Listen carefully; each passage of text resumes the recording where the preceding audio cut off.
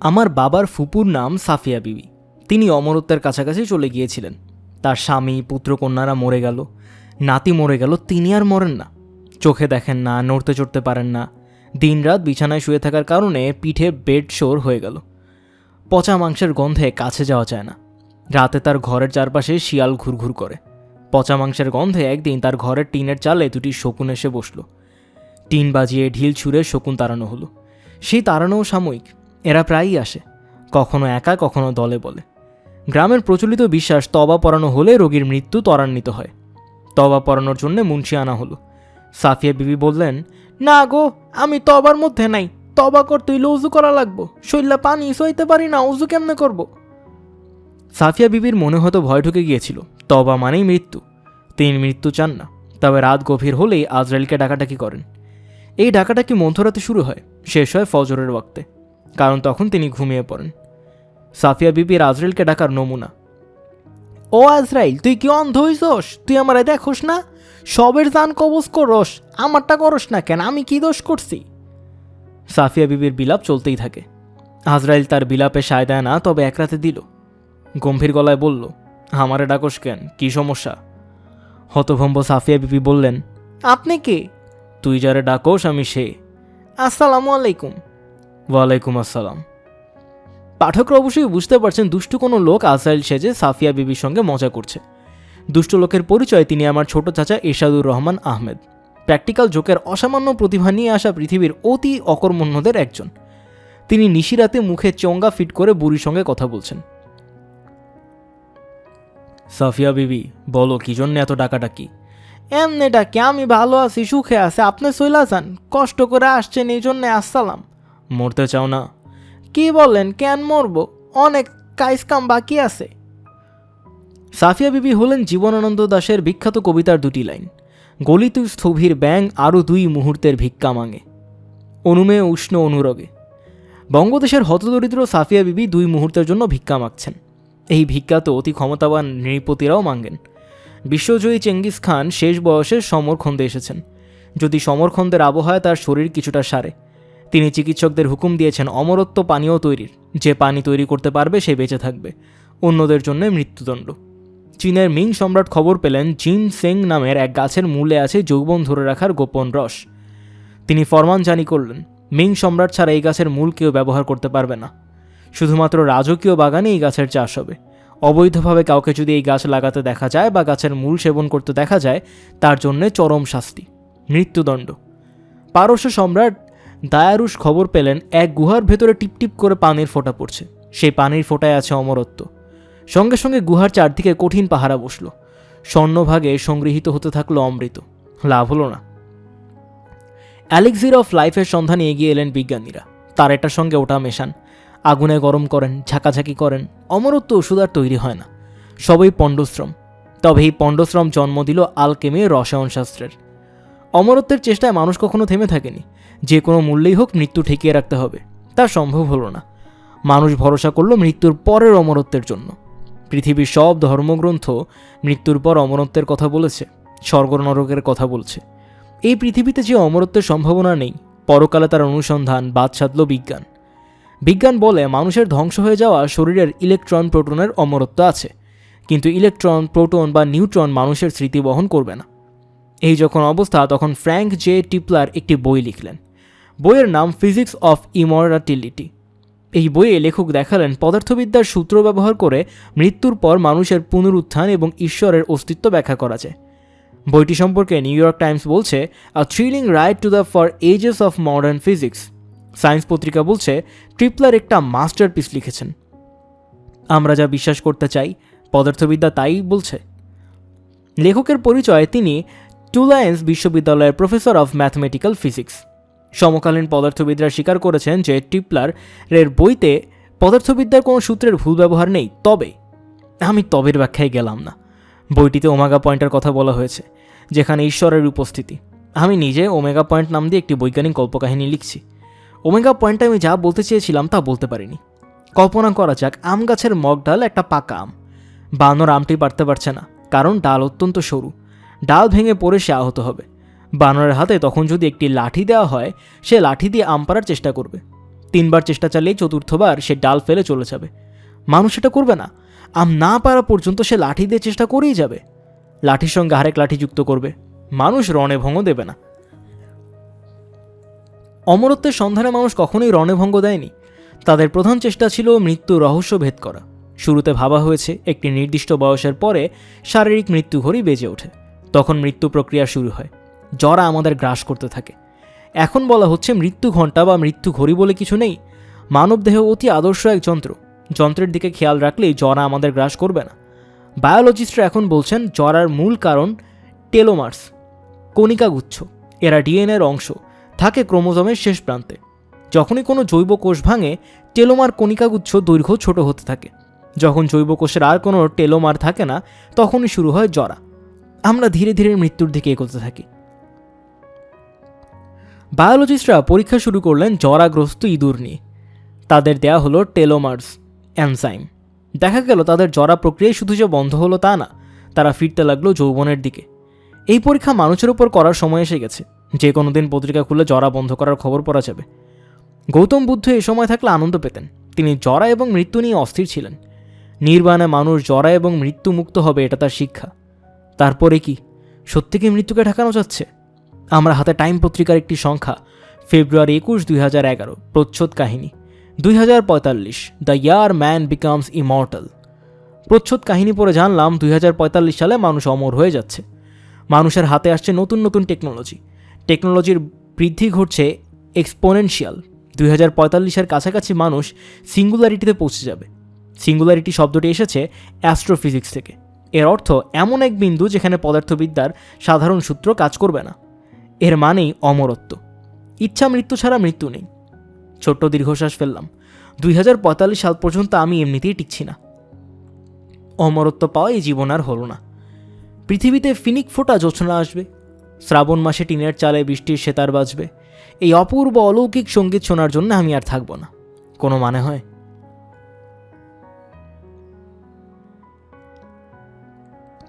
এবার বলি আইনস্টাইন ও ইন্দুবালা। বাংলাদেশের রানাঘাটে আইনস্টাইন বক্তৃতা দিতে গিয়েছিলেন। বিষয়বস্তু on the unity and university of forces. দুর্ভাগ্যক্রমে সেদিন রানাঘাটে গিয়েছে বাংলা সিনেমার নায়িকা, নৃত্যগীতি পটু, অসামান্য রূপবতী ইন্দুবালা দেবী। তিনি স্থানীয় রানী সিনেমা হলে নৃত্য পরিবেশ করবেন। আইনস্টাইনের বক্তৃতার জায়গা মিউনিসিপ্যালিটি হলো। যা হওয়ার তাই হলো। বাণী সিনেমা হল দর্শকে পরিপূর্ণ। মিউনিসিপ্যালিটি হলে আইনস্টাইন এবং গণিতের অধ্যাপক রায়বাহাদুর নীলাম্বর চট্টোপাধ্যায় ছাড়া কেউ নেই। হতাশ নীলাম্বরবাবু আইনস্টাইনকে বাণী সিনেমা হলে ইন্দুবালার নাচ দেখাতে নিয়ে গেলেন। পরদিন পত্রিকায় ছাপা হলো, বিখ্যাত জার্মান বৈজ্ঞানিক আইনস্টাইন গতকল্য দার্জিলিং যাওয়ার পথে রানাঘাট মিউনিসিপ্যাল হলে বক্তৃতা দিতে নামিয়েছিলেন। তাহাকেও সেদিন বাণী সিনেমা গৃহে ইন্দুবালার নৃত্যের সময় উপস্থিত থাকিতে দেখা গিয়েছিল। এমন ঘটনা বাস্তবে ঘটেনি। মহান কথাশিল্পী বিভূতিভূষণ বন্দ্যোপাধ্যায়ের একটি গল্পের সারাংশ বলা হলো। গল্পটি উপলখণ্ড গল্পে সংরক্ষণে আছে। পৃথিবীর কোনো দেশের লেখকরাই বিজ্ঞানীদের বিষয়ে উৎসাহিত বোধ করেননি। একমাত্র আইনস্টাইনের পক্ষেই সম্ভব হয়েছিল সবার কৌতূহলে নাড়া জাগানোর। সেদিন তেজগাঁও থেকে মালিবাগে যাচ্ছি, চোখে পড়ল বিশাল বিলবোর্ড। সেখানে রিয়েল এস্টেটের বিজ্ঞাপন। বিজ্ঞাপনে আইনস্টাইনের ছবি। ছবির নিচে লেখা, জমি কিনতে বুদ্ধিমান হন। জাতীয় কথা, বুদ্ধিমান হিসেবে আইনস্টাইনের ছবি ছাপা হয়েছে। আমার শৈশবে আইনস্টাইনকে নিয়ে একটা লেখা পাঠ্য তালিকাভুক্ত ছিল, সচিত্র লেখা। আইনস্টাইন বেহলার ব্যাং নিয়ে ট্রেন থেকে নেমেছেন এমন ছবি। কাহিনীর বিষয়বস্তু ছিল বেলজিয়ামের রানীর আমন্ত্রণে তিনি ট্রেনে করে বেলজিয়াম গিয়েছেন। ট্রেন থেকে নেমে দেখেন তাকে নিতে কেউ আসেনি। তিনি একাই হেঁটে হেঁটে রওনা হলেন। বেলজিয়ামের রানী আইনস্টাইনকে নিতে দলবল পাঠিয়েছিলেন ঠিকই। তারা প্রথম শ্রেণীর কামরা খুঁজেছে। তারা কেউ ভাবেনি আইনস্টাইন সাধারণ শ্রেণীতে চলে আসবেন। আমাদের শৈশবে নিম্ন মধ্যবিত্ত পরিবারের নিয়ম ছিল দেয়ালে মহাপুরুষদের ছবি টানানো। বালক বালিকারা যেন অল্প বয়সে মহাপুরুষের সঙ্গে পরিচিত হয়, তাদের মতো হওয়ার চেষ্টা করে। আমাদের সিলেটের মীরাবাজারের বাসায় মহাপুরুষদের মধ্যে রবীন্দ্রনাথ নজরুল ছাড়া আর যে দুজন ছিলেন তাদের একজন আইনস্টাইন, অন্যজন জর্জ বার্টন শ। আইনস্টাইনের ছবি আমাকে আকর্ষণ করেনি, তবে জর্জ বার্টন শর ছবিটি মুগ্ধ করেছিল। ছবিতে বৃদ্ধ এক বুড়োকে লাঠি হাতে তেড়ে আসতে দেখা যাচ্ছিল। আইনস্টাইনের প্রথম পরিচয় পাই আমার বয়স যখন 18। আমি ঢাকা বিশ্ববিদ্যালয়ের রসায়ন শাস্ত্রের ছাত্র। অধ্যাপক আলী নওয়াব ক্লাসে পড়াচ্ছেন ভিসকোসিটি। এক পর্যায়ে ভিসকোসিটির ইকুয়েশন বোর্ডে লিখে বললেন, এটা আইনস্টাইন ইকুয়েশন, উনি বের করেছেন। আমি অবাক। যে মহাবিজ্ঞানী রিলেটিভিটি বের করেছেন তিনি সামান্য ভিসকোসিটি সমীকরণও বের করেছেন। পরের বছর পড়লাম আইনস্টাইনের ফটো ইলেকট্রিক এফেক্ট। এই আবিষ্কারের জন্য তাকে পদার্থবিদ্যায় নোবেল পুরস্কার দেওয়া হয়েছিল।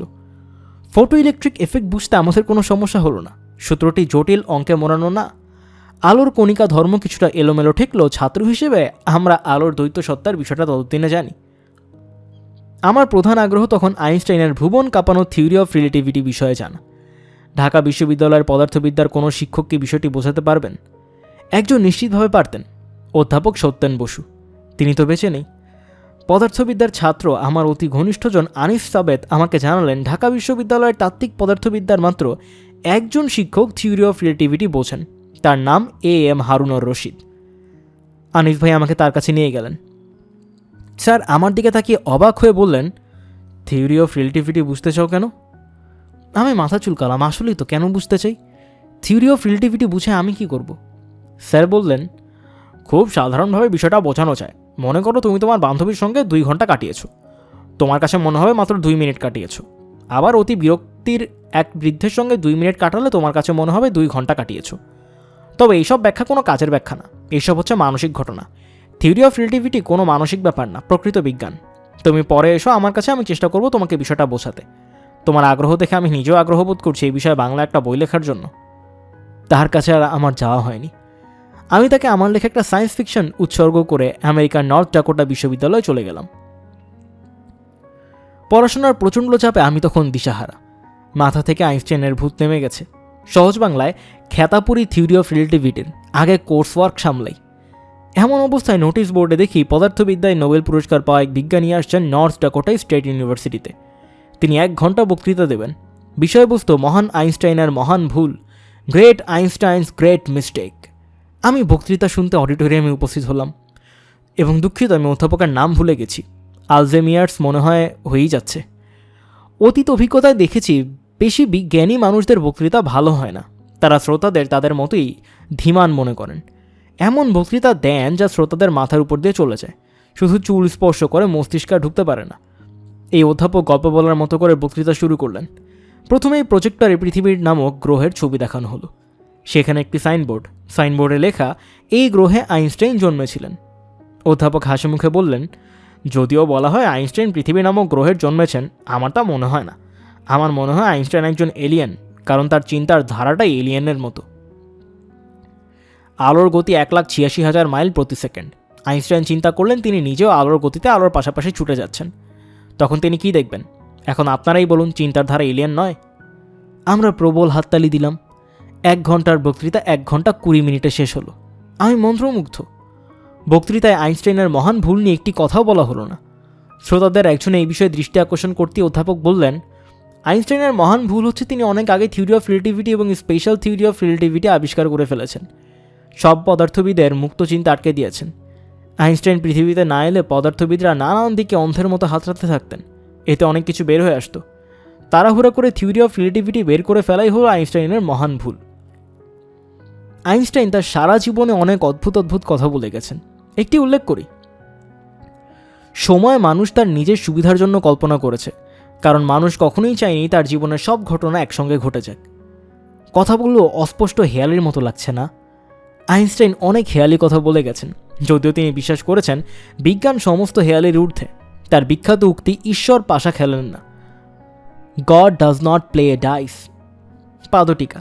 আইনস্টাইনকে নিয়ে পৃথিবী জুড়ে নানা গল্পকথা প্রচলিত। এর মধ্যে একটি উল্লেখ করছি। বালক আইনস্টাইন ছিলেন হাবাগোবা। 4 বছর বয়স পর্যন্ত তিনি কোনো কথা বলেননি। তার বাবা মা ধরে নিলেন আইনস্টাইন বাক প্রতিবন্ধী। এক দুপুরে লাঞ্চ খেতে বসে আইনস্টাইন প্রথম কথা বললেন। স্যুপের বাটি সরিয়ে তিনি বললেন, স্যুপটি ঠান্ডা। আইনস্টাইনের মা হতভম্ব গলায় বললেন, তুমি কথা বলতে পারো? আইনস্টাইন হ্যাঁসূচক মাথা নাড়লেন। তার মা বললেন, এতদিন কথা বলোনি কেন? এতদিন স্যুপ ঠান্ডা ছিল না, কথা বলার প্রয়োজন হয়নি। এবার বলি জুকারবার্গের দুনিয়া নিয়ে। আমার এক শিশু শিল্পীর নাম রুদ্র। এখন সে শিশু শিল্পী থেকে বালক শিল্পী হয়েছে। বয়স বেড়ে 11 হয়েছে। এখন সে আমাকে টেলিফোন করে বলল, স্যার, আঙ্কেল। শিশু শিল্পীরা অন্যদের মতো আমাকে স্যার ডাকে না, স্যার আঙ্কেল ডাকে। আপনি কি ফেসবুকে আছেন? থতমতো খেয়ে আমি কিছুক্ষণ চুপ করে থেকে বললাম, না, তুমি কি আছো? হ্যাঁ, আপনি ফ্রেন্ড রিকোয়েস্ট পাঠালে আপনাকে ফ্রেন্ড বানাবো। রুদ্রকে ফ্রেন্ড রিকোয়েস্ট পাঠানো হয়নি। ফ্রেন্ড রিকোয়েস্ট পাঠানোর প্রথম শর্ত ফেসবুক অ্যাকাউন্ট থাকা, তা আমার নেই। তবে সুখের ব্যাপার, আমার নামে 7টি অ্যাকাউন্ট আছে। এই অ্যাকাউন্টগুলো আমার হয়ে সামাজিক সৌহার্দ্য বিষয়ক কর্মকাণ্ড চালিয়ে যাচ্ছে। সৌহার্দ্য বিষয়ক কর্মকাণ্ড হলো মিথ্যা হুমায়ুন আহমেদ তরুণী মেয়েদের সঙ্গে যোগাযোগ করছেন, সাহিত্য আলোচনা করছেন, তাদের সঙ্গে নিয়ে বৃষ্টি স্নান এবং জ্যোৎস্না স্নানের আমন্ত্রণ জানাচ্ছেন।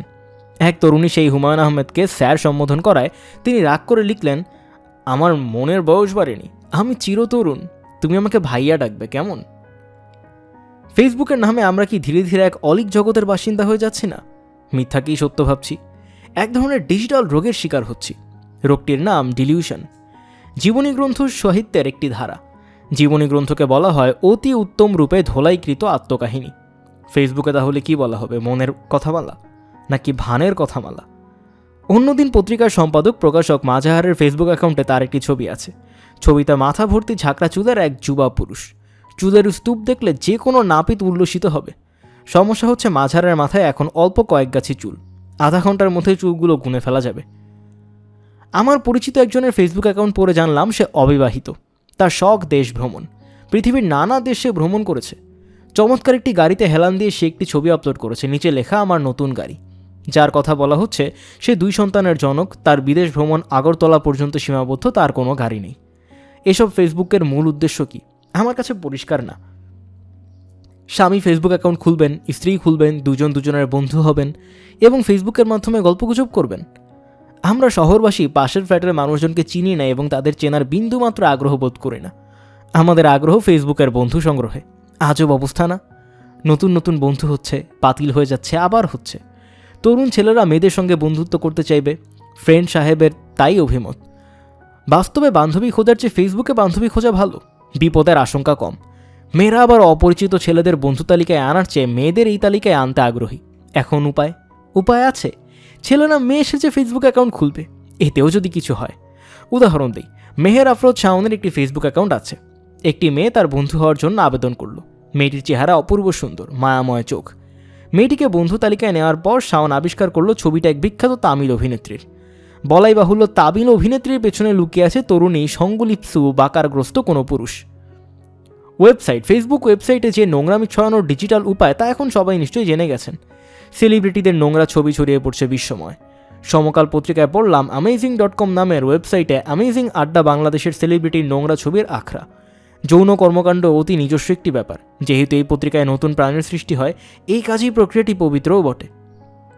পবিত্র হলেও অবশ্যই গোপন। এমন একটি বিষয়ে ভিডিও কিভাবে হচ্ছে কে জানে।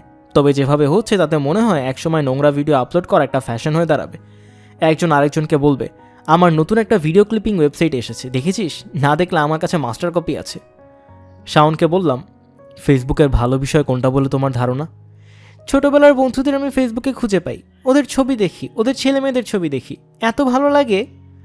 তোমার বন্ধুর তালিকায় কতজন আছে? খুব কম। খুব কম কত? ছোটবেলার বন্ধু আর নতুন মিলিয়ে 4700। খাইছে রে বলে আমি আর্তচিৎকার করলাম। শাওন বিরক্ত গলায় বলল, এমন করলে কেন? বন্ধু সংখ্যা যত বেশি হবে তত ভালো। তুমি তোমার কোনো একটা চিন্তা বন্ধুদের মাঝে ছড়িয়ে দিতে পারবে। ভুল চিন্তা যদি হয়? ভুল চিন্তা ছড়াবে, তবে ভুল চিন্তা ধরা পড়বে, বন্ধুরাই ধরিয়ে দেবে, শুদ্ধ চিন্তা প্রবাহিত হবে। ফেসবুকের মাধ্যমে অতি দ্রুত সামাজিক আন্দোলন গড়ে তোলা যায়। কথাটা আমাকে মানতে হলো। গত ইলেকশনের সময় ফেসবুকের কারণে রব উঠেছিল যুদ্ধাপরাধীদের ভোট দেবেন না। ঘটনা সেরকম ঘটেছে। বর্তমান আরব বিশ্বের দিকে তাকালে ফেসবুকের ক্ষমতা টের পাওয়া যায়। ফেসবুকের মতো নিরীহ একটি সফটওয়্যারে অ্যাটম বোমা লুকিয়ে আছে। পৃথিবীর সব রাজনীতিবিদদের সতর্ক হবার সময় এসে গেছে। ফেসবুকের জনক জুকারবার্গকে অভিনন্দন। পাদটিকা, আমাকে নিয়ে একটা মজার ওয়েবসাইট আছে, নাম হুমায়ুন আহমেদকে না বলুন। একদিন শাওন ওয়েবসাইট খুলে আমাকে দেখালো। আমি প্রভূত আনন্দ পেলাম। মনের আনন্দে সবাই আমাকে গালাগাল করে যাচ্ছে। ওয়েবসাইট দেখে জানলাম আমার মৃত্যু বাংলাদেশের জন্য একটি শুভ ঘটনা বলে বিবেচিত হবে। মৃত্যুতেও দেশের জন্য কিছু করতে পারবো, এটাও তো মন্দ না। কয়জনের সে ভাগ্য হয়। মুখোশ পরা জাদুকর, এক্সএন নামের টিভি চ্যানেলের একটি অনুষ্ঠান আমি অত্যন্ত আগ্রহ নিয়ে কিন্তু খুব মন খারাপ করে দেখি। অনুষ্ঠানে একজন মুখোশ পরা জাদুকর উপস্থিত হন এবং নির্বিকার ভঙ্গিতে জাদুবিদ্যার গোপন কৌশল একের পর এক ফাঁস করতে থাকেন। স্টেজে যে জাদু দেখে রোমাঞ্চিত হয়েছি তার রহস্য জেনে মনটাই ভেঙে যায়। অসাধারণ জাদুর পেছনে কৌশল এত সাধারণ। মুখোশ পরা জাদুকরের অনুষ্ঠান দেখছি, হঠাৎ ডিশের লাইনে কী যেন সমস্যা হলো। টেলিভিশনের পর্দা ঝিরঝির করতে লাগলো। হঠাৎ মনে হলো, আরে তাই তো, এই মুহূর্তে আমি দেখছি প্রকৃতির অতি রহস্যময় এক জাদু। টেলিভিশনের পর্দায় দেখা যাচ্ছে বিগ ব্যাংয়ের পরবর্তী মাইক্রোওয়েভ রেডিয়েশন, আফটারগ্লো। অঙ্কবিদ জর্জ গ্যামো 1940 সালে অঙ্কের মাধ্যমে দেখিয়েছিলেন সত্যি সত্যি যদি বিগ ব্যাং হয় তাহলে তার আফটারগ্লো চারদিকে ছড়িয়ে থাকা উচিত। মহাবিশ্ব যতই প্রসারিত হবে এর তাপ ততই কমবে। নিউ জার্সির বেল ল্যাবরেটরির 2 তরুণ রেডিও অ্যাস্ট্রোনমার নতুন ধরনের হর্ন অ্যান্টেনা নিয়ে কাজ করছিলেন। তারা পড়ে গেলেন বেশ ঝামেলায়। অ্যান্টেনা যেদিকে ধরা যায় সেদিক থেকেই হিস হিস শব্দ আসে। নিশ্চয়ই অ্যান্টেনার সমস্যা। তারা নানান চেষ্টা করলেন হিসিং শব্দ বন্ধ করার, কিছুতেই কিছু হয় না। আসলে তারা দেখছিলেন জর্জ গ্যামোর ভবিষ্যৎবাণী, বিগ ব্যাং পরবর্তী দীপ্তি, যার তাপ 3 ডিগ্রি কেলভিন। অ্যাস্ট্রো পদার্থবিদ্যায় এই বিশাল আবিষ্কারের জন্য তাদের দেয়া হলো পদার্থবিদ্যায় নোবেল পুরস্কার। বিজ্ঞানী দুজনের একজনের নাম আর্নো পেনজিয়ার্স, অন্যজনের নাম রবার্ট উইলসন। বিগ ব্যাং বিষয়টা সম্পর্কে সাধারণ ধারণা আমাদের প্রায় সবারই আছে। সৃষ্টির শুরুটা হয় এখানে। বর্তমান দৃশ্যমান ও অদৃশ্য জগতে সবটাই শুরুতে একটি বিন্দুতে আটকে ছিল। অ্যাস্ট্রোফিকিংয়ে ভাষায় হঠাৎ অকল্পনীয় গতিতে বিন্দু বিচ্ছিত হতে শুরু করল।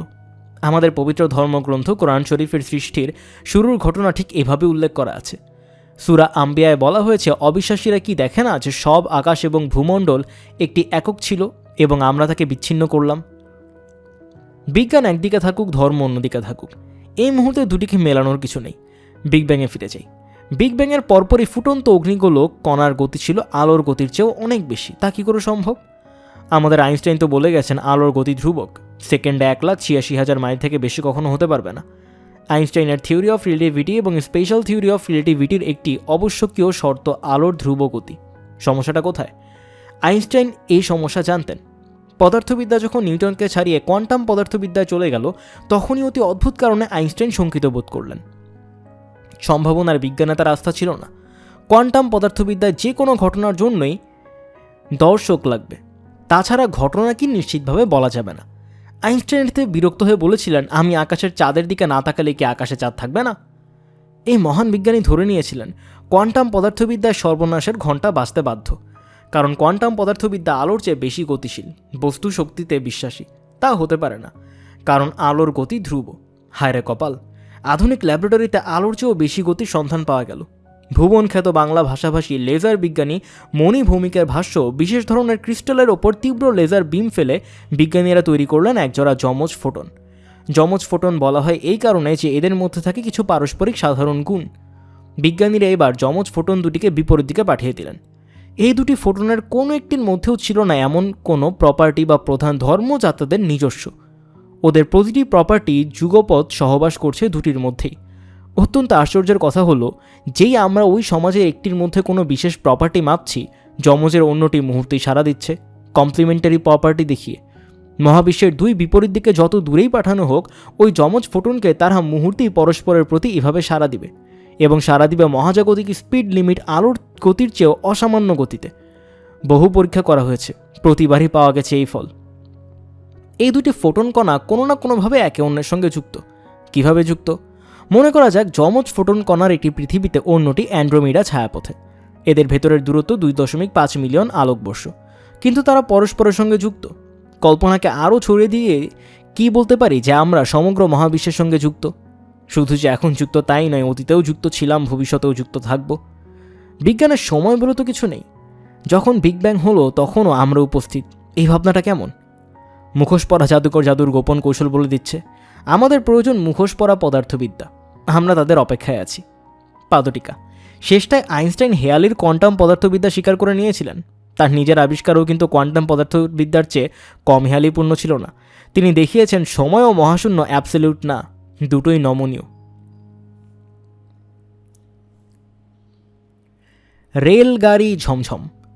আমার শিশুবেলার প্রধান খেলা ছিল রেলগাড়ি খেলা। বাসার কাঠের চেয়ারগুলোকে একটির পেছনে আরেকটি সাজাতাম। প্রথম চেয়ারটায় আমি গম্ভীর মুখে বসে ট্রেনের চাকার শব্দের অনুকরণে ঝিকঝিক ঝিকঝিক করতাম। শৈশবের অতি আনন্দময় সময় আলাদা করতে বললে আমি সঙ্গে সঙ্গে বলবো ট্রেনে করে দাদার বাড়ি, নানার বাড়ি যাওয়া। তখনকার ট্রেনের ইঞ্জিন ছিল কয়লার। জানালার পাশে বসে মাথা বের করলে অবধারিতভাবে চোখে পড়ত ইঞ্জিনের ধোঁয়ার সঙ্গে উড়ে আসা কয়লার টুকরা। কাজেই বড়দের প্রধান চেষ্টা ছিল শিশুদের জানালা দিয়ে মাথা বের করতে না দেয়া।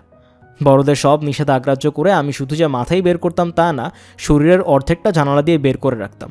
বড় মামার দায়িত্ব ছিল শক্ত করে আমার পা চেপে ধরে রাখা। চিরকুমারের মতো চির বেকার বড় মামা আমাদের সঙ্গেই থাকতেন, আমাদের সঙ্গেই ঘুরে বেড়াতেন। অবসরে কবিতা ও জয়ী গান লিখতেন। কবিতাগুলোতে সুর বসিয়ে গান বানিয়ে শিশু মহলে দারুণ চাঞ্চল্য তৈরিও করতেন। ট্রেনে ভ্রমণে ফিরে যাই। শিশুবেলা কাটিয়ে আমি বালকবেলায় পড়লাম। রেলগাড়ির প্রতি আকর্ষণ মোটেই কমল না, বরং বাড়ল। আমার দুষ্টুমি নিয়ন্ত্রণে রাখার জন্য ট্রেন ভ্রমণে সবসময় আমাকে বসতে হতো বাবার পাশে। বাবা ছিলেন নীরব শিক্ষক। তিনি খুব কায়দা করে নানান তথ্য তার বালক পুত্রের মাথায় ঢোকাতেন। যেমন টেলিগ্রাফের তারে বসে থাকা কোনো পাখির কী নাম, কেন রাস্তায় ট্রেন চলতে পারে না, ট্রেনের চলার জন্য রেল লাইন লাগে। এক ট্রেন ভ্রমণে অদ্ভুত তথ্য দিয়ে তিনি তার বালক পুত্রকে চমকে দিলেন। তিনি বললেন, ট্রেন কত মাইল স্পিডে যাচ্ছে বলতে পারবি? আমি বললাম না। বাবা বললেন, খুব সোজা, টেলিগ্রাফের 27টা খাম্বার দূরত্ব হলো 1 মাইল। তুই ঘড়ি হাতে নিয়ে দেখবি 27টা খাম্বা পার হয়ে যেতে কত সময় লাগে। সেখান থেকে বের করবি ট্রেন ঘন্টায় কত মাইল বেগে যাচ্ছে। এরপর থেকে আমার প্রধান কাজ হলো ঘড়ি হাতে বসে টেলিগ্রাফের খাম্বা গুনে ট্রেন কত মাইল স্পিডে যাচ্ছে তা বের করা। বালক বয়সে তিনি বিশাল এক বিষয় আমার ভেতর তৈরি করে আমাকে অভিভূত করলেন। আমি চেষ্টা করতে থাকলাম এই জাতীয় কোনো বিষয় আমার পুত্র নিষাদের ভেতর তৈরি করতে পারি কিনা। সমস্যা হচ্ছে নিষাদের বয়স 4। এই বয়সে শিশুরা সবসময় বিস্ময়ের ভেতর থাকে, তাদের আলাদা করে বিস্মিত করা যায় না। হঠাৎ সুযোগ হয়ে গেল। আমি শ্রীলঙ্কায় ট্রেনে করে কলম্বোর দিকে যাচ্ছি। পুত্র নিষাদকে মনে হচ্ছে আমার শৈশবের ফটোকপি। ট্রেন ভ্রমণের আনন্দে আমার মতোই উদ্বেলিত। আমি তাকে বললাম, বাবা মন দিয়ে শোনো ট্রেনের চাকা কি বলছে। সে কিছুক্ষণ চাকা শব্দ শুনে বলল, জানি না তো কি বলছে। ট্রেনের চাকা তোমাদের 2 ভাইয়ের নাম বলছে। চাকা বলছে নিষাদ নিনিত, নিষাদ নিনিত, নিষাদ নিনিত। নিষাদ আরও কিছুক্ষণ কান পেতে থেকে অবাক হয়ে বলল, হ্যাঁ বলছে তো। পাঠকদের ব্যাখ্যা করার প্রয়োজন নেই, তারা জানেন যে কোনো ছন্দময় শব্দ ট্রেনের চাকার সঙ্গে মিলবে। পুত্র নিষাদ ব্যাপারটা জানে না। সে বিস্ময় এবং আনন্দে অভিভূত হয়ে গেল। সে বলল, বাবা শ্রীলঙ্কার ট্রেন আমার নাম কিভাবে জানলো? আমি বললাম, সব ট্রেন তোমাদের 2 ভাইয়ের নাম জানে, বাংলাদেশের ট্রেনও জানে। বাংলাদেশে ফিরে সে আবার ট্রেনে চাপল। কিছুক্ষণের মধ্যেই তার আনন্দধ্বনি। সে অবাক হয়ে বলল, ট্রেন বলছে নিষাদ নিনিত। আচ্ছা, আমি কি ছোট একটি বাচ্চার সঙ্গে প্রতারণা করলাম না? এই শিশুটি একদিন বড় হয়ে জানবে ট্রেন তার নামে গান করে না। সে কি তখন নিজেকে প্রতারিত মনে করবে? পৃথিবীর সব দেশেই নানানভাবে শিশুরা প্রতারিত হয়। পড়ে যাওয়া দাঁত ইঁদুরের গর্তায় রাখলে ইঁদুর সুন্দর দাঁত উপহার দেয়। তারা বিশ্বাস করে সান্তাক্লজ এসে তাদের উপহার দিয়ে যায়। শিশুদের কাছে একসময় প্রতারণা ধরা পড়ে, তারা তখন বড়দের ক্ষমা করে দেয়। আমরা বড়রাও প্রতারিত হই। প্রতারণা করেন রাজনীতিবিদরা। ইলেকশনের আগে কত সুন্দর সুন্দর কথা বলেন, বৈতরণী পার হওয়ার পর সব কিছুই ভুলে যান। বিস্মৃতি ব্যাধি হয়। এ ব্যাধি 5 বছর থাকে। 5 বছর পর রোগ সারে, আবার পূর্ণদমে পুরনো কথা বলতে থাকেন। আমরা আবারও প্রতারিত হওয়ার জন্য প্রস্তুতি গ্রহণ করি। ন্যাড়া একবারই বেলতলায় যায়, আমরা প্রতি 5 বছর অন্তর বেলতলায় যাই। বেলতলায় যেতে আমাদের বড় ভালো লাগে। আচ্ছা, এরকম হলে কেমন হয়? বাংলাদেশের সব মানুষ যদি ঠিক করে ভোট দিয়ে লাভ তো কিছু নেই। কাজেই এই নির্বাচনে আমরা কেউ ভোট দেব না। ইলেকশন হয়ে গেল, একটি ভোটও পড়ল না। তখন কি হবে? বাংলাদেশ কি সরকারবিহীন হয়ে পড়বে? আইন কি বলে? পাদটিকা। শহীদ স্মৃতি বিদ্যাপীঠ নামে আমি একটি স্কুল দিয়েছি। আমি কল্পনায় যে সুন্দর স্কুল দেখি, এই স্কুলটি সেরকম। 4 বছর ধরে স্কুলটি চলছে। পাশের হার 100%, ড্রপ আউট 0। স্কুল দেখতে দূর দূরান্ত থেকে মানুষজন আসে, কিন্তু আমার এলাকার নির্বাচিত এমপি এবং মহিলা এমপি কেউই 2 মিনিটের জন্য স্কুলে আসেননি। আমি কিছুদিন আগে একদল লেখক, কবি, অধ্যাপক, বুদ্ধিজীবীকে স্কুলে নিয়ে গেলাম। আমার এলাকার এমপিদের অনুরোধ করে চিঠি পাঠালাম তারাও যেন আসেন। দুজনের কেউই এলেন না। এমপিদের নানান কর্মকাণ্ডে ব্যস্ত থাকতে হলো। বললেই তো তারা সময় বের করতে পারেন না। টার্ম শেষ হয়ে যাচ্ছে, এখনও শুল্কমুক্ত গাড়ির ব্যবস্থা হলো না। এটা নিয়েও হয়তো ব্যস্ততা আছে। আমাদের সন্তানেরা থাকুক দুধে ভাতে, আমাদের এমপিরা থাকুক ট্যাঙ্ক ফ্রি গাড়িতে।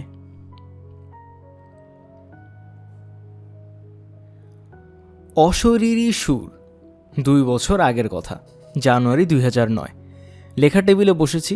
টেবিলে A4 সাইজের কাগজ আছে, বল পয়েন্ট আছে, চায়ের কাপ এবং কাপের পাশে সিগারেটের প্যাকেট আছে।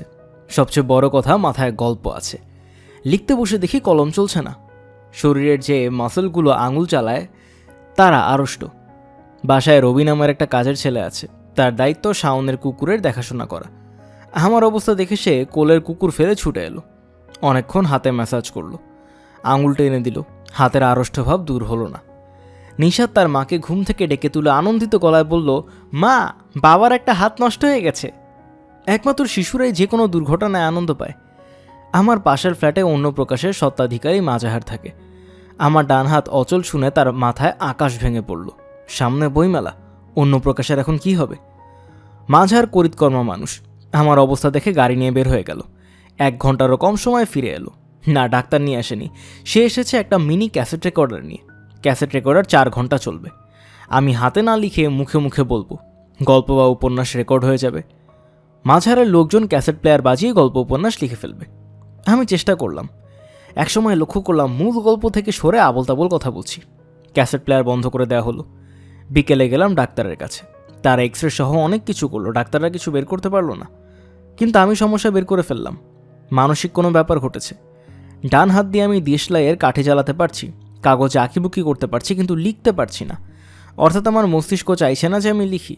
মস্তিষ্ক চাইছে না বলেই সে হাতে লেখার কোনো সিগন্যাল পাঠাচ্ছে না।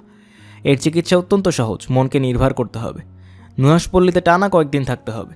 নুহাশপল্লীর বৃক্ষরাজি আমাকে সুস্থ করে তুলবে। রাত 12টায় সবাইকে নিয়ে গাড়িতে উঠলাম। তার আগে ছোট্ট একটা কাজ করলাম। মাঝারের ক্যাসেট রেকর্ডার চালু করে শোবার ঘরের খাটে রেখে দিলাম। শাওন বলল, এর মানে কি? আমি বললাম, ক্যাসেট রেকর্ডারটা রাত 12টা থেকে ভোর 4টা পর্যন্ত আশপাশের সব শব্দ রেকর্ড করবে। অশরীরীরা যদি কোনো কথা বলে তাও রেকর্ড হয়ে যাবে। ভূতপ্রেতের সঙ্গে এই পদ্ধতিতে যোগাযোগ করাকে বলে EVP, electronic voice phenomena. EVP নিয়ে পৃথিবী জুড়ে মাতামাতি শুরুটা করেন সুইডেনের একজন অপেরা গায়ক, নাম ফ্রেডরিক জার্গেনসন। তিনি তার স্টকহোমের বাড়ির জানলায় একটা রেকর্ডার বসান। তিনি চাইছিলেন পাখিদের গান রেকর্ড করবেন। গায়কের বাড়িটি গ্রামে, চারদিকে লোকালয় নেই, অতি নির্জন। গায়ক রেকর্ডার বসে শহরে চলে এলেন। শহরে নানা ব্যস্ততায় সারা দিন কাটিয়ে সন্ধ্যায় বাড়ি ফিরলেন, রেকর্ডার চালালেন। সেখানে প্রচুর পাখির গান আছে, তবে তার সঙ্গে অদ্ভুত ব্যাপারও আছে।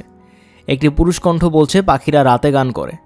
অপেরা গায়ক হতভম্ব, পুরুষ কণ্ঠ কোত্থেকে এলো? তিনি দিনের পর দিন, রাতের পর রাত শূন্য বাড়িতে ক্যাসেট রেকর্ডারে শব্দ রেকর্ড করতে থাকলেন। পুরুষ কণ্ঠ আবারও পাওয়া গেল। সে এবার সরাসরি ফ্রেডরিক এবং তার কুকুর কেরিনোকে উদ্দেশ্য করে কথা বলছে। ফ্রেডরিক তার অভিজ্ঞতা নিয়ে একটি বই লিখলেন। এই বই পড়ে উৎসাহিত হলেন লেটভিয়ান সাইকোলজিস্ট কনস্টান্টিন রোদিভ। তিনি 70,000-এর বেশি ভয়েস রেকর্ড করলেন। একটি বই লিখলেন, নাম amazing experiment in electronic communication with the dead. বইটি বেস্ট সেলার হলো।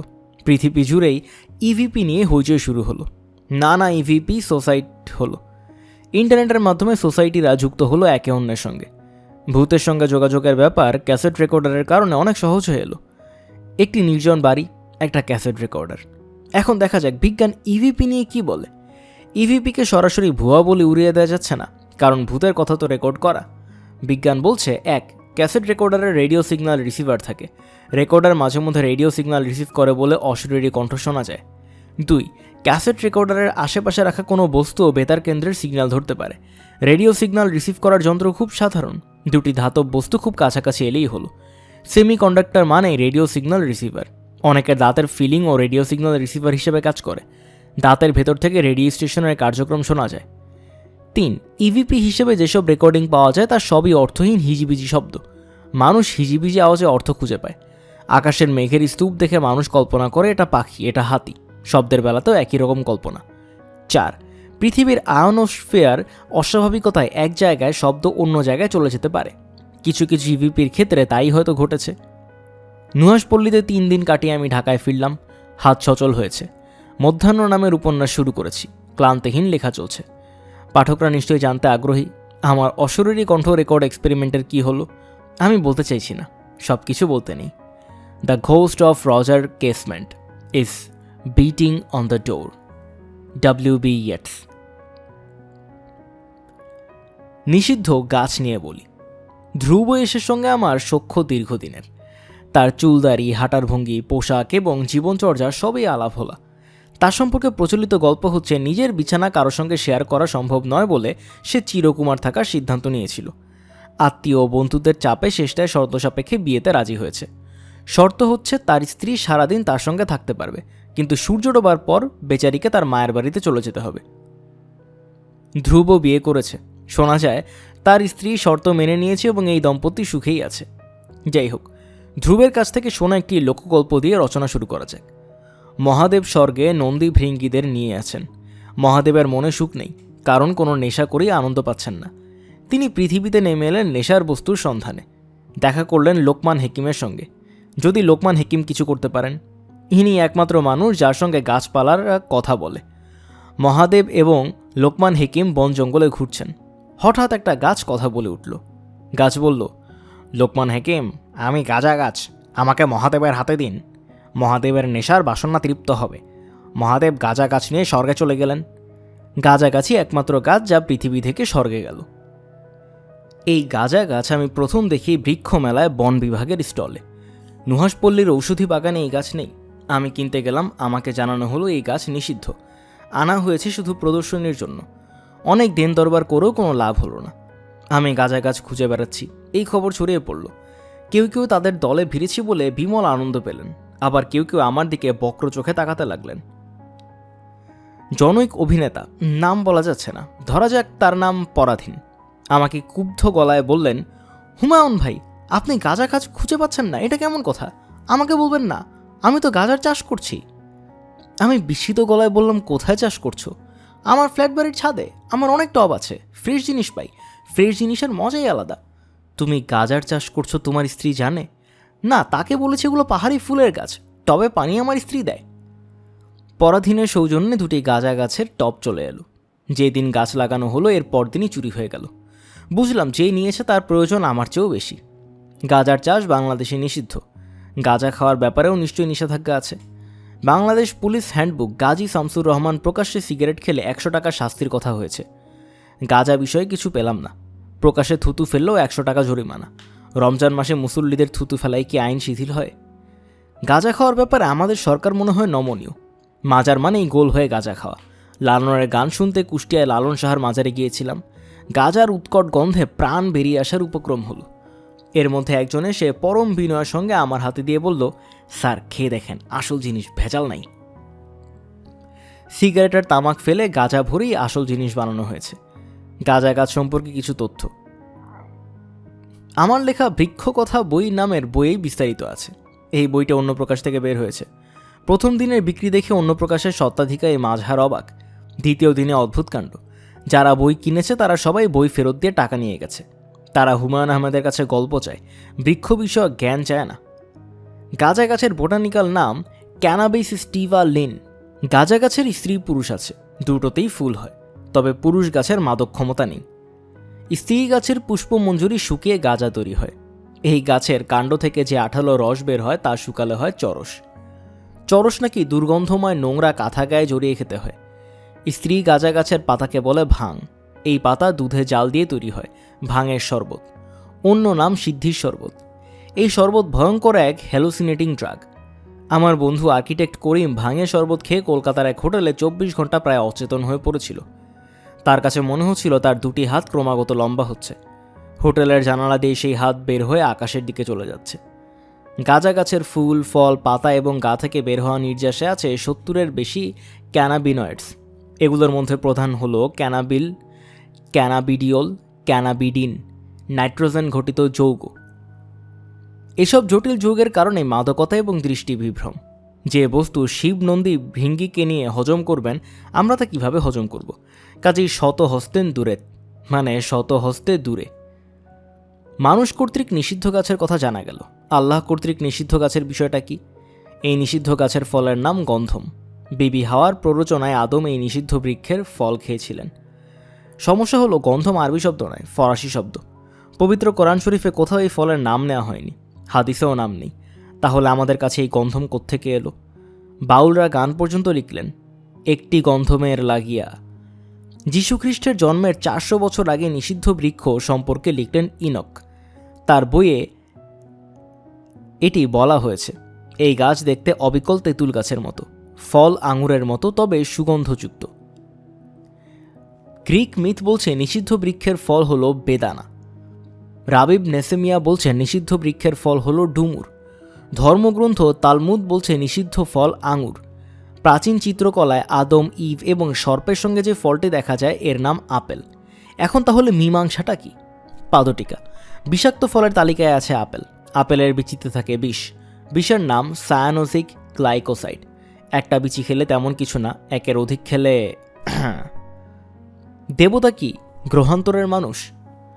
আমার কর্মজীবনের শুরুটা ময়মনসিংহ এগ্রিকালচারাল ইউনিভার্সিটিতে, লেকচারার ভৌত রসায়ন। মা ও ভাই বোনদের ঢাকার শ্যামলীতে রেখে আমি কর্মস্থলে যোগ দেওয়ার জন্য রওনা হয়েছি। মন যথেষ্টই খারাপ। ঢাকা শহরে একবার শিকড় বসে গেলে শিকড় ছেঁড়া কঠিন হয়ে দাঁড়ায়। বাবার মৃত্যু শোক মা ও ভাই বোনেরা সামলে উঠতে পারেনি। তাদের সঙ্গে থাকা আমার জন্য খুবই জরুরি। আমি নিজেও পরিবার থেকে বিচ্ছিন্ন হয়ে বছরের পর বছর হলে হোস্টেলে থেকে ক্লান্ত। কিন্তু উপায় কি? ঢাকার এক ঔষধ কোম্পানিতে ভালো চাকরির সুযোগ ছিল, কিন্তু পেশা হিসেবে অধ্যাপনাকে অনেক আকর্ষণীয় মনে হলো। অল্প কিছু বই সঙ্গে নিয়ে ময়মনসিংহ উপস্থিত হলাম। অল্প কিছু বইয়ের একটি জীবনানন্দ দাশের রূপসী বাংলা। পাঠক কি ভাবছেন এই গদ্য লেখক বিরাট কবিতা প্রেমিক? ঘটনা তা না। এই বইটা আমি নিয়েছি সব কবিতা মুখস্থ করার জন্য। বন্ধু আনিস সাবেতের জীবনানন্দ দাশের অনেক কবিতা মুখস্থ। আমি ঠিক করেছি আনিস সাবেত যখন আমাকে দেখতে ময়মনসিংহে আসবেন তখন পুরো রূপসী বাংলা মুখস্থ শুনিয়ে তার পিলে চমকে দেব। পুরো কবিতার বই মুখস্থ করার পেছনে কাব্যপ্রেম নেই, আছে আনিস ভাইয়ের পিলে চমকে দেওয়ার বাসনা। ক্লাস নিতে শুরু করেছি, দ্রুতই রুটিনের ভেতর ঢুকে গেছি।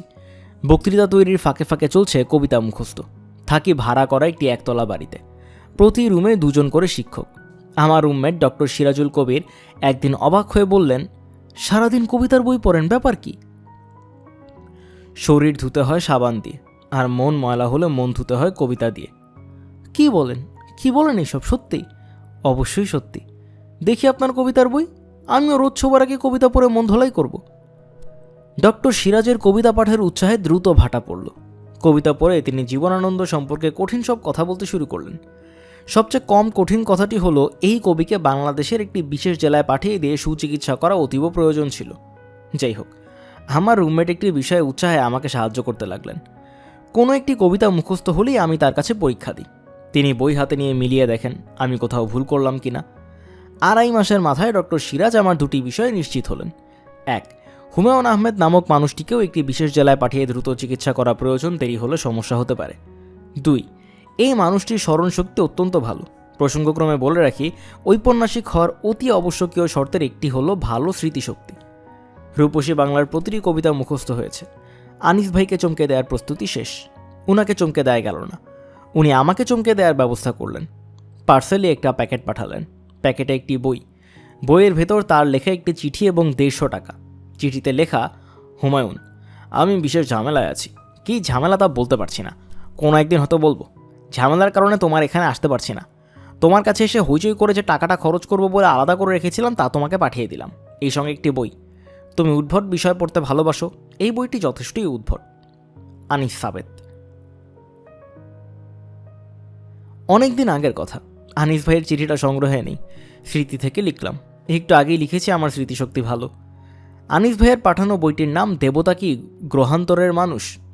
লেখকের নাম এরিক ভন দানিকেন। ভদ্রলোকের বাড়ি জার্মানিতে। তিনি ভূপর্যটক এবং শখের গবেষক। গবেষণার বিষয় প্রাচীন পৃথিবীর স্থাপত্যকলা। এই শখের প্রত্নতত্ত্ববিদের গবেষণার ফসল হল জগদ্বিখ্যাত বই দেবতা কি গ্রহান্তরের মানুষ। পৃথিবীর সব কয়টি ভাষায় বইটি অনুদিত হলো। লেখক রাতারাতি বিশ্ববিখ্যাতি পেলেন। বইটিতে লেখক বললেন, মানব প্রজাতির শুরুর দিকে মহাকাশযানে চড়ে কিছু ভিন গ্রহের প্রাণী এসেছিল। তারা দেখতে মানুষের মতো। পৃথিবীতে সভ্যতা শুরুটা তারাই করে যায়। ভিন গ্রহের মানুষের কর্মকাণ্ড দেখে পৃথিবীর মানুষ ধরে নেয় এরাই দেবতা। তারা দেবতার পূজা শুরু করে, দেবতাদের জন্য মন্দির বানাতে থাকে। প্রমাণ হিসেবে তিনি অতি প্রাচীন মন্দিরের কিছু দেব মূর্তির কথা উল্লেখ করলেন। এসব মূর্তি দেখে মনে হয় এরা স্পেস স্যুট পরে আছে, মাথায় হেলমেট, হেলমেটে অ্যান্টেনা। লেখক দেখালেন মায়া সভ্যতার দেয়াল চিত্র। সেখানে মহাকাশযানে একজন নভোচারী বসে আছে। লেখক মন্দিরের ছবি দিলেন। সব মন্দির আকাশের দিকে সরু হয়ে উঠেছে, দেখে মনে হয় নভোযান। দানিকেন বললেন, পিরামিড বানানোর প্রযুক্তি মানুষের ছিল না, ভিন গ্রহের মানুষ বানিয়ে দিয়েছে। বালু থেকে গ্লাস বানাতে যে প্রচণ্ড তাপ লাগে সেই প্রযুক্তিও মানুষের ছিল না, কিন্তু গ্লাস এবং ফুলগোরাইটের অপূর্ব মূর্তি পাওয়া গেছে। আমি বই পড়ে অভিভূত। আমার কাছে মনে হলো শখের এই প্রত্নতত্ত্ববিদ অসাধারণ কাজ করেছেন। দানিকেন সাহেবের ভূত অনেকদিন আমার মাথায় চেপে রইল। তিনি অনেকগুলি বই লিখলেন, সব জোগাড় করলাম। বইগুলো পড়ি আর ভাবি, ইস, ভদ্রলোকের সঙ্গে যদি একবার দেখা করতে পারতাম। বিস্ময়করভাবে এই সুযোগ তৈরি হলো। নর্থ ডাকোটা স্টেট ইউনিভার্সিটি তাকে আমন্ত্রণ জানালো বক্তৃতা দেওয়ার জন্য। আমি তখন সেই ইউনিভার্সিটির ছাত্র। হল লোকে লোকারণ্য। দানিকেন ভিডিও ক্লিপিং দেখিয়ে চমৎকার বক্তৃতা করলেন। প্রমাণ করে দিলেন অতি প্রাচীনকালে ভিন গ্রহের মানুষ এসেছিলেন। মানব সভ্যতার শুরু তারা করে দিয়েছে। তুমুল করতালিতে বক্তৃতা শেষ হলো। দানিকেন বললেন, এই হলঘরে এমন কেউ আছে আমার পেশ করা হাইপোথিসিস যে বিশ্বাস করে না? কেউ কিছু বলল না, কিন্তু আমি উঠে দাঁড়ালাম। দানিকেন অবাক হয়ে বললেন, তুমি কেন বিশ্বাস করছো না? আপনার হাইপোথিসিসে মানুষের উদ্ভাবনী শক্তি কর্মক্ষমতাকে ছোট করা হয়েছে। তুমি মানুষের উদ্ভাবনী ক্ষমতা নিয়ে ধোয়াটে কথা না বলে আমি যেসব যুক্তি দিয়েছি তা খণ্ডন করো। একটা করলেই হবে। আপনি বক্তৃতায় বলেছেন বালি থেকে কাঁচ বানাতে যে তাপ লাগে তা তৈরির ক্ষমতা মানুষের একসময় ছিল না, অথচ তারও আগে কাচের তৈরি মানুষের মাথার খুলির ভাস্কর্য পাওয়া গেছে। তুমি এটা ভুল বলতে যাচ্ছ? না, পৃথিবীতে প্রাকৃতিকভাবেই কাঁচ ও ফুলগ্রাইট তৈরি হয়। বালুতে যখন বজ্রপাত হয় তখন ঘটনাটা ঘটে। প্রাকৃতিকভাবে তৈরি কাঁচ নিয়ে মূর্তি বানানো হয়েছে। ভিন গ্রহের মানুষের সহায়তার প্রয়োজন হয়নি। দানিকেন আমার ওপর স্পষ্টতই রাগলেন, কিন্তু রাগ প্রকাশ করলেন না। মাথা ঝাঁকিয়ে বললেন, ইন্টারেস্টিং হাইপোথিসিস। আমার যে গবেষক দল আছে তাদের এই হাইপোথিসিসের কথা বলা হবে। আমরা তুচ্ছ বিষয়কেই গুরুত্ব দিই। চৈনিক দার্শনিক কনফুসিয়াস বলেছেন, যে বস্তু আকাশে ওঠে তাকে একসময় মাটিতে নামতে হয়। দানিকেন সাহেব আকাশে উঠছিলেন, তাকে কঠিন মাটিতে নামতে হলো। এই কাজটি করল আমেরিকান টিভি চ্যানেল এই। তার দানিকেন এবং তার থিওরি নিয়ে 1 ঘন্টার একটা প্রতিবেদন তৈরি করল। বিজ্ঞানীদের কয়েকটি দল দানিকেনের প্রতিটি যুক্তি কঠিনভাবে খণ্ডন করল। প্রতিবেদনের আসল বোমাটি ছিল সব শেষে। সেখানে দেখানো হলো দানিকেন অর্ডার দিয়ে স্পেস স্যুট এবং মাথায় হেলমেট পরা মূর্তি বানাচ্ছেন। এসব মূর্তি তিনি ব্যবহার করছেন তার গ্রন্থে। দানিকেনকে যখন এই ফাঁকিবাজির বিষয়ে প্রশ্ন করা হলো তিনি শুধু হতাশ চোখে তাকালেন, কোনো জবাব দিতে পারলেন না। জবাব দেওয়ার চেষ্টাও করলেন না। পাদটিকা। যে মানুষ ঈশ্বরকণা গবেষণাগারে তৈরি করেছে তার ক্ষমতাকে তাচ্ছিল্য করার কোনো উপায় এখন নেই, অতীতেও ছিল না।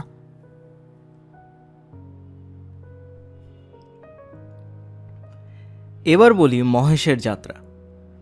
পরশুরামের লেখা একটি ভৌতিক গল্পের নাম মহেশের যাত্রা।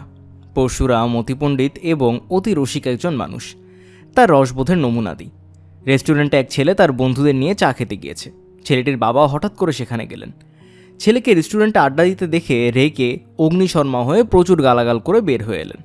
ছেলের বন্ধুরা বলল, তোর বাবা তোকে এত গালমন্দ করলো আর তুই কিছুই বললি না? ছেলে দীর্ঘ নিঃশ্বাস ফেলে বলল, বাবার কথার কি করে জবাব দেই? একে তো তিনি বাবা, তারপর আবার বয়সেও বড়। বাবা ছেলের চেয়ে বয়সে বড়, এই হলো পরশুরামের রসবোধ। তিনি হাসি তামাশা ব্যঙ্গ রসিকতার গল্পের ভিড়ে মহেশের মহাযাত্রা নামের অদ্ভুত এক ভূতের গল্প লিখে ফেললেন।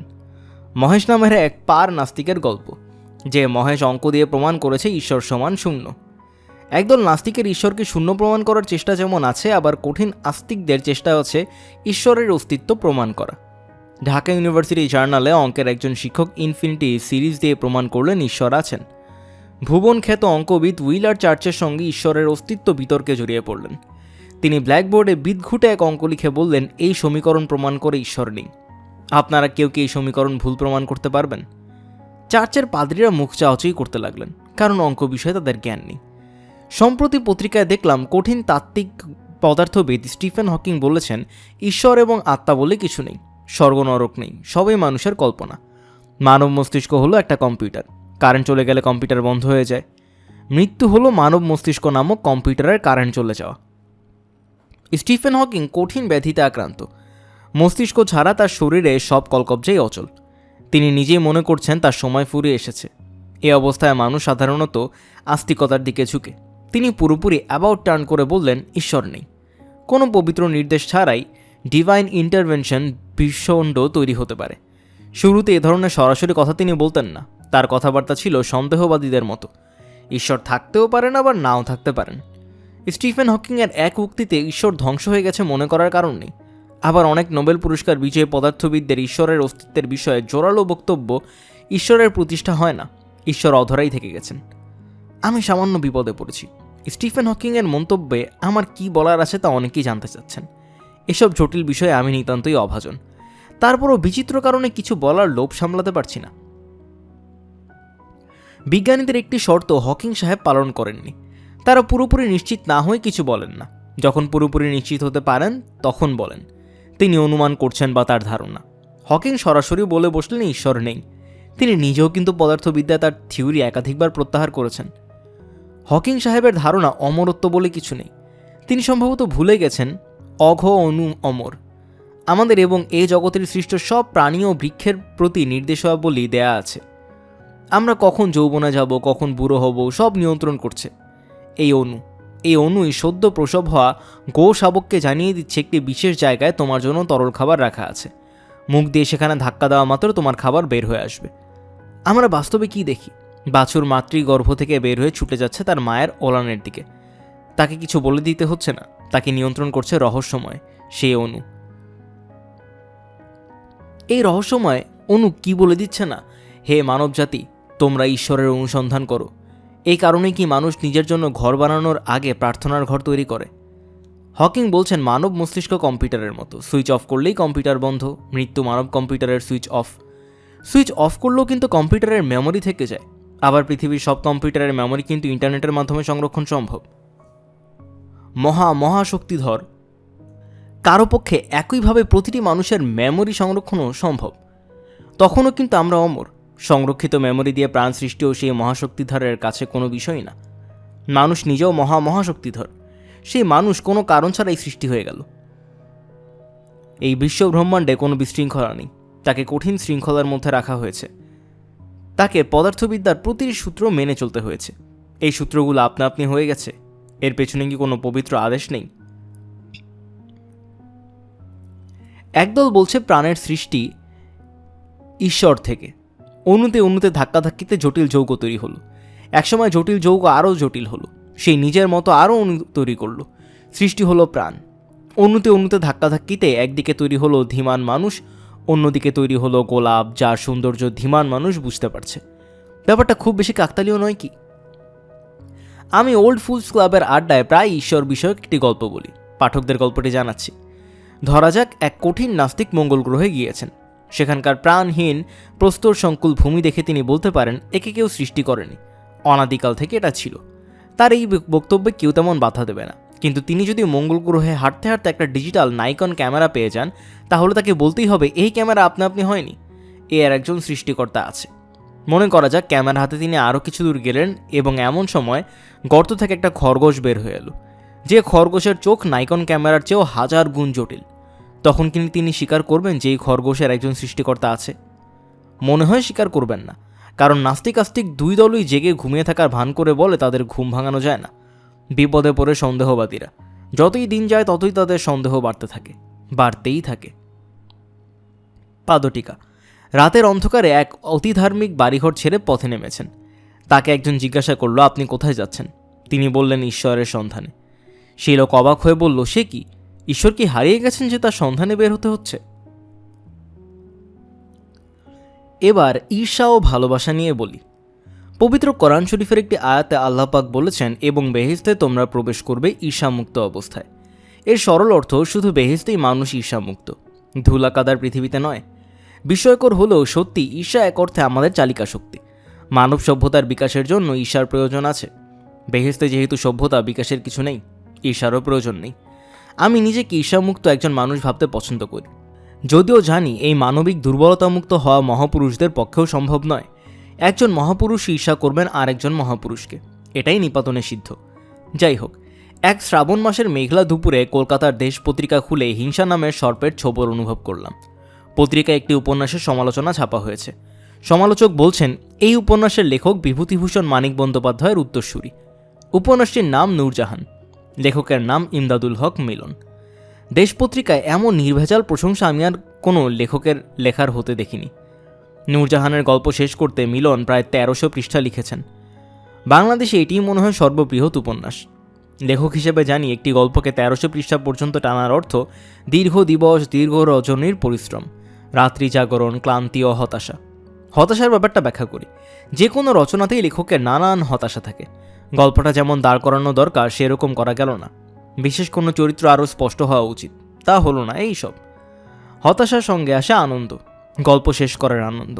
নিজের কথা বলি, মিসির আলি বিষয়ক মাত্র 40 পৃষ্ঠার একটি বড় গল্প বৃহন্নলা শেষ করে আমি গল্প শেষ হওয়ার আনন্দে অভিভূত হলাম। নূরজাহান শেষ করে মিলনের আনন্দ নিশ্চয়ই আমার চেয়ে 34 গুণ বেশি রয়েছে। নূরজাহান বৃহন্নলার চেয়ে 34 গুণ বড়। সব লেখকই চান তার নিজের আনন্দের ছায়া পাঠকের মধ্যে পড়ুক। লেখক যেন বুঝতে পারেন তার কষ্ট জলে ভেসে চলে যায়নি। দুর্ভাগ্যজনক হলেও বাংলাদেশে মিলনের ক্ষেত্রে ব্যাপারটা কেন জানি ঘটছে না। উদাহরণ দিয়ে স্পষ্ট করি, এখন দৈনিক পত্রিকাগুলোর ফ্যাশন হলো সাহিত্য বিচারকের ভূমিকায় অভিনয় করা। এরা বর্ষসেরা উপন্যাস, মননশীল লেখার তালিকা তৈরি করে এবং পাঠকের ভাবতে বাধ্য করে এসব রচনাই শ্রেষ্ঠ, বাকি সব আবর্জনা। কালের কণ্ঠ 10টি সেরা উপন্যাসের তালিকা তৈরি করল, মিলনের নূরজাহান সে তালিকায় নেই। আমি ভাবলাম মিলন এই পত্রিকায় কাজ করে বলেই হয়তো তার নাম নেই। লোকে না ভেবে বসে তারা নেপোটিজম করছে। প্রথম আলোর সেরা 10এও মিলন নেই। এতে মিলনের মন খারাপ হয়েছে কিনা জানি না, আমি বিরক্ত হয়েছি। মিলনকে ডেকে বলেছি দৈনিক পত্রিকার সেরা 10-এর পুরো আয়োজনই ভুয়া। এই সেরা কারা নির্বাচন করেন? তারা কি বছরে প্রকাশিত সব লেখা পড়েন? জাতীয় গ্রন্থকেন্দ্র একসময় বই নামে পাক্ষিক পত্রিকা প্রকাশ করত। সেখানে প্রকাশিত বইগুলোর পরিচিত ছাপা হতো। দায়িত্বে ছিলেন এক বিদগ্ধা সমালোচক। একদিন অবাক হয়ে দেখি আমার গল্পগ্রন্থ আনন্দ বেদনার কাব্য নিয়ে লেখা হয়েছে। হুমায়ুন আহমেদের কাব্যগ্রন্থের কবিতাগুলো সুন্দর, কিছু কবিতায় ছন্দের ত্রুটি দেখা গেলেও রূপক নির্মাণে কবির দক্ষতা আছে। আমি মিলনের নূরজাহান প্রথম খণ্ড অনেক আগেই পড়েছিলাম। কালের কণ্ঠ প্রথম আলোর ভূমিকায় ব্যথিত হয়ে দ্বিতীয় ও তৃতীয় খণ্ড পড়ে শেষ করলাম। অবশ্যই এই গ্রন্থ বাংলা সাহিত্যের একটি উল্লেখযোগ্য রচনা। আমি হলে বইটি 300 পৃষ্ঠাতে সীমাবদ্ধ রাখতাম। নূরজাহানের প্রধান ত্রুটি এর লেখক কড়ি দিয়ে কিনলামের বিমল মিত্র হতে চেয়েছেন। যেন সবাই বলে এই দেশের সবচেয়ে বড় উপন্যাস ইমদাদুল হক মিলন লিখেছেন। বৃহৎ উপন্যাস রচিত হবে, এটি কোনো লেখার চালিকা শক্তি হতে পারে না। এক কবি তার ছেলেকে একটি চিঠিতে লিখে লিখছিলেন, লেখকদের জন্য আলাদা নরক যদি থাকে সেখানে থাকবে তাদের শ্রেষ্ঠ লেখাগুলো। যেসব ভুল এই লেখাগুলোতে করা হয়েছে তা লাল কালিতে চিহ্নিত থাকবে, বাহুল্য দাগানো থাকবে, যা বাদ পড়েছে তাও উল্লেখ করা হবে। লেখক তার শ্রেষ্ঠ রচনাগুলোর ত্রুটি দেখে নরক যন্ত্রণায় অনন্তকাল দগ্ধ হবেন। উনার কথা বলি, বিভূতিভূষণের নরকে থাকবে পথের পাঁচালী, মানিক বন্দ্যোপাধ্যায়ের নরকে থাকবে পুতুল নাচের ইতিকথা, এবং ইমদাদুল হক মিলনের নরকে নূরজাহান। এই অর্জনই বা কম কি? ইমদাদুল হক মিলনকে অভিনন্দন। পাদটিকা 1। অধ্যাপক হুমায়ুন আজাদ আমাকে এবং মিলনকে একটি বই উৎসর্গ করেছিলেন। বইটির নাম সবকিছু নষ্টদের অধিকারের যাবে। ঔপন্যাসিক হিসেবে আমরা দুজনেই নষ্ট, এমন সূক্ষ্ম ইঙ্গিত। আমি বিষয়টা মজা পেয়ে হাসলাম। মিলন প্রতিশোধের বাসনায় হুমায়ুন আজাদকে একটি বই উৎসর্গ করল। বইটির নাম বন মানুষ। অধ্যাপক আজাদ এ ঘটনায় যথেষ্টই বিরক্ত হয়েছিলেন। পাদটিকা 2। ইমদাদুল হক মিলনের মতো ধৈর্য আমার নেই, কাজেই 1300 পৃষ্ঠার রং পেন্সিল লিখতে পারছি না। এই পর্বেই ইতি টানছি। পাঠকদের সঙ্গে আবারও কোনো এক প্রসঙ্গে দেখা হবে। বিদায়।